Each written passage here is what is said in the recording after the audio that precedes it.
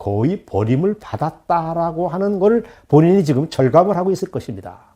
따라서 대한민국에서 가장 고립되고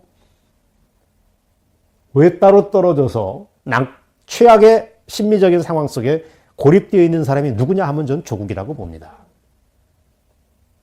그건 단순한 배신의 문제가 아닙니다.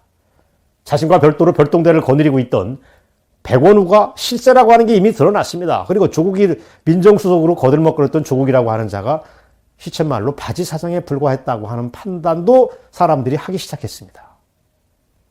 저는 조국이가 이런 상황을 지켜보면서 배신감을 넘어서 자기는 별 볼 일은 없지만 앞에 나와서 웃고 떠드는, 연출자는 따로 있고 앞에 나와서 웃고 떠드는 역할을 했던 광대에 불과했다라고 하는 걸 깨달으면서 굉장히 모멸감까지 동시에 느끼면서 뭔가 감출 수 없는 열패감에 시달리고 있겠다라고 하는 추정을 할 수 있다고 봅니다.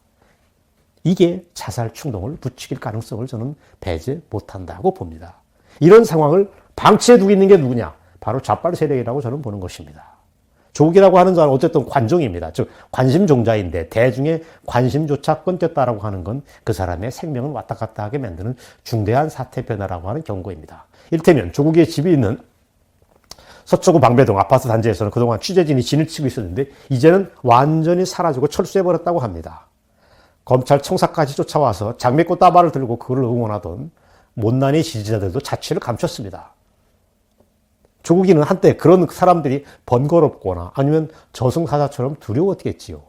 그러나 그것조차 썰물처럼 빠져나가고 정신을 차리고 보니까 어느 날 자기 와이프 정경심이는 구속됐고 친인척들 모두가 감방에 가 있다는 걸 확인하고 나자 혼자 남은 최악의 상황에 한기 상황에 몰린 자기의 꼬라지, 자기의 몰골을 지금 지켜보고 있다고 저는 보고 있는 것입니다. 따라서 조국의 신변이 위태롭고 우리는 그거를 공공의 차원에서 걱정해야 되는 건 너무도 당연하다고 봅니다.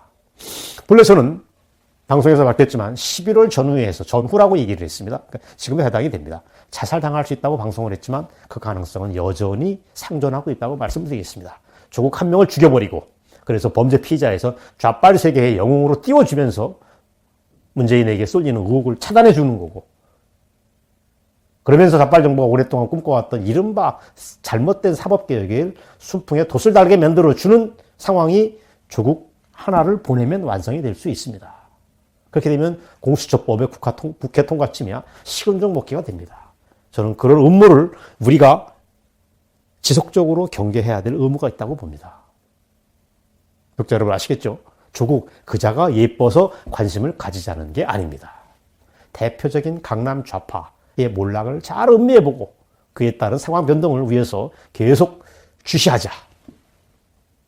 그래야지 우리가 상황 관리를 잘하는 것이지 이거를 맹놓고 있다고 하는 정말 어느 날 갑자기 대형 사고가 꽝꽝 하고 일어날 수 있다고 하는 경고와 함께 오늘 방송을 마치도록 하겠습니다. 여러분 경청해 주셔서 고맙습니다. 물러가겠습니다.